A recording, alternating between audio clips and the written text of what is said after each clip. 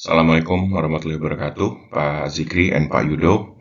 So my name is FerryFIrmansyah, and this is my presentations for mid-exam.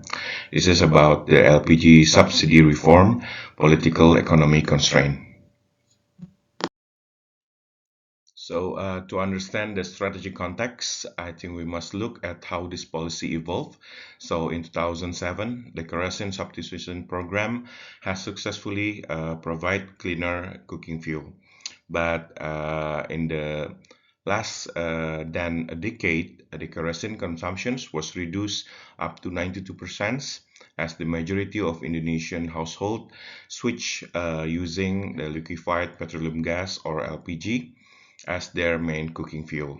So the objective at that time was to reduce the large fiscal burden for the kerosene subsidies, as well as to provide improved health benefits by reducing household indoor air pollutions. So initially, it has saved the government efficiency for almost more than 1 billion US dollar. But however, this shifting program over the years has created a double-edged sword from the excess success to import addictions. So, however, what was designed as a temporary social protections measure has become a permanent structural burden. Over decades, due to the surging demand and the stagnant domestic productions, over 70% of Indonesia LPG is now imported.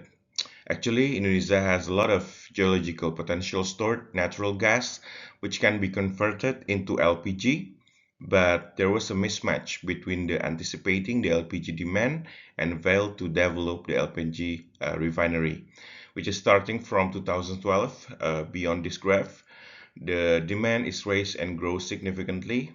Furthermore, because most LPG is imported in US dollar, the policy exacerbates twin deficits, widening the current account deficits and straining foreign exchange reserve.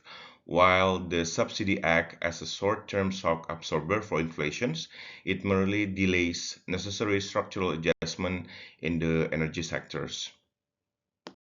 Again, in the macro side, beside import deficiting the trade balance, while it's shown that the growing demand creates excessive subsidies and severely threatens our energy security as well as fiscal stability.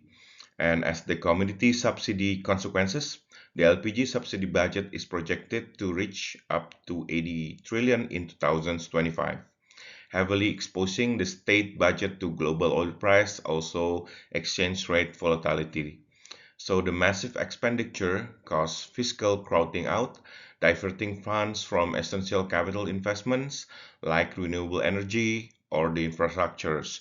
Somehow I see that 85 trillions is almost equal to 3 highway projects. So the core economic problem here is a severe subsidy distortions, which leads to inefficient resource allocations and mistargeting. So because the government used a universal commodity subsidy, pricing the 3 kilogram cylinder far below the market equilibrium, we see massive overconsumptions and substantial deadweight loss. So as illustrated, the structural distortions in 3 kg's LPG sector by maintaining a retail price significantly below the marginal cost with a government subsidy reaching 10 to 11,000 rupiah per kilogram, we are effectively shifting the market away from its efficient equilibrium. So as a result, we see a massive expansion in the consumptions toward Q demand for exceeding what is economically efficient. So this gap creates two critical issues. First is a persistent fiscal exposures that scales with every additional kilogram consumed, and second, a significant deadweight loss representing an absolute loss of economic welfare. And this is not just a budgetary issue, it is a structural market failure where the subsidies suppress price signals and encourage overconsumptions regardless the distribution's efficiency. So as you can see here, the data is striking. 67% of the subsidized LPG is consumed by middle and the upper class household. So in fact, the top 20% wealthiest populations is consume about 24% of the subsidy, meaning approximately the value of missed target LPG amount to about 57 trillion a year, of which about 20 trillion is consumed by the rich 20% of the populations. So therefore, the government interventions to reform this regressive policy is highly justified to correct this market failure. So while we are moving on from theory to reality, so this slide shows what the current commodity-based design is flawed.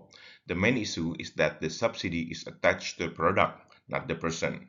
The price discrepancy, while the official price at the depot, it's around 60 to 80,000 rupiah. It often reached 20 to 25,000 at the local, at the retailer. And the leakage point, this price gap creates a leakage because there is no strict socio-economics vetting a small retailers. The benefits often go to non-target groups. And the huge price difference between the subsidized 3 kilogram and non-subsidized 12 and also the 5 kilogram encourage illegal decanting or smuggling. And this design puts pressure on everyone, include the Ministry of Finance bear the unpredictable costs, the Ministry of Energy struggle with the enforcement, also Pertamina as an agent must manage supply despite strict quota limits. So in conclusion, the universal commodity model is unsustainable. Reform is needed to move from a general product subsidy to a targeted system based on the verified beneficiary data. So I think this is one of the most interesting part about the political economy. So when the policymaker face critical trade-offs, there's a dilemma which is balancing the long-term financial sustainability against the short-term initiation control and social protections. Finally, if the economics are so clear, why hasn't it been fixed? So the answer is not simple because this is also involved the political economy challenge. So this diagram show the pressure to change versus the resistance. One side, we have urgent fiscal pressure and equality issues pushing for change. But the barrier itself, on the other side, reform is blocked by several factors, such as inflation fear, election cycle politics, where raising price is unpopular, and also the elite capture, where certain groups benefit from the status quo. So the challenge for the policymaker is navigating these governance gaps to transition from a commodity subsidy to a targeted social assistance model. Energy prices are highly sensitive. Adjusting them risks immediate spikes in inflations, which can damage political capital, especially near the election cycles. And another trade-off is a structural.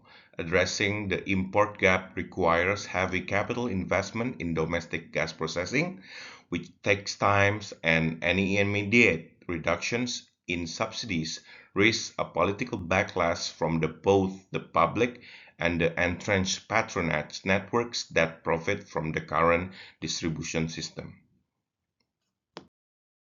So the current policy maximizes social stability through low prices, but it does so at the expense of the fiscal sustainability and energy security.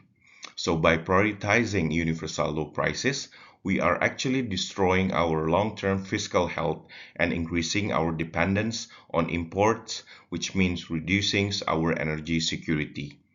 To solve this trilemma, Indonesia must shift from the community-based subsidies to targeted social assistance. So this is the only way to balance stability with a secure and sustainable energy future. Finally, based on the evaluations of the current policy, I think policy reformations is a must. The main idea is to propose a transition from the commodity-based to a community-based model. Phase 1, which is the stabilizations, will focus on the data verifications and the governance within the first year. while the phase 2, the transitions, moving to a people-based subsidy likely through direct cash transfer to verified beneficiaries. And the phase 3, resilience, investing in infrastructures and supply independence over the long term. So the main goal is to shift targeting from the product to the persons. This ensures that the subsidy reach those who truly need it while protecting the national budget. So to elaborate more in the phase 1 and the phase 2, the mechanism will utilize DTKS data, which is data terpadu kesejahteraan sosial, to verify the bottom 40% of the household and formalize the agent for better tracking. And the pivot remove the price cap and allow retail price to float to market rates to eliminate arbitrage and decanting. While to protect the decile group 1 to 4, which is most vulnerable citizens, by using a direct cash top-ups, which is BLT, to offset the higher market prices. And finally, for the phase 3, we must address the long-term structural issue on both sides of the equations while exploring the Indonesia current geographical situations. From the supply side, increasing domestic fractionation to extract more gas locally and exploring jar gas utilizations. And from demand side, a mass transition to induction stove will targeting 1 to 2 million households per year to utilize Indonesia PLN surplus. And the goal is the true energy independent that is fiscally sustainable and socially fair. So to conclude, current subsidies are regressive and fiscally dangerous. Energy subsidy reform is not just an economic necessity, it is a prerequisite for Indonesia Emas 2045. We must stop subsidizing the tank and start empowering the persons. So that's all for the presentations about the LPG subsidy reform and political economic constraint. Thank you very much, Pak Zikri and Pak Yudo.